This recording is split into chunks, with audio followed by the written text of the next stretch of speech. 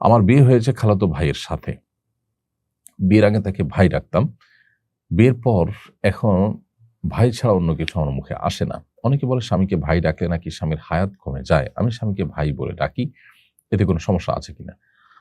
বোন, আপনার প্রশ্নের উত্তর হলো যে স্বামীকে ভাই বলে ডাকলে হায়াত কমে যায়। এই ধারণাটি ভুল এবং মনগড়া কথা। এরকম কোনো কথা কোরআন বা হাদিসে কোথাও বলা হয়নি যে স্বামীকে ভাই বলে ডাকলে হায়াত কমে যায়। তবে এটা ঠিক যে প্রিয় নবী সাল্লাল্লাহু আলাইহি ওয়াসাল্লামের হাদিসে পরিষ্কারভাবে এটি নিষিদ্ধ। অর্থাৎ আমরা আ আ যখন কাউকে ডাকবো, স্বামী স্ত্রী স্বামীকে বা স্বামী স্ত্রীকে যখন পরস্পরকে ডাকবো, তখন ভাই বা বোন বলে সম্বোধন করা হাদিসে পরিষ্কার নিষেধ রয়েছে। আ সেই আলোকে আপনার কাজটা সঠিক নয়।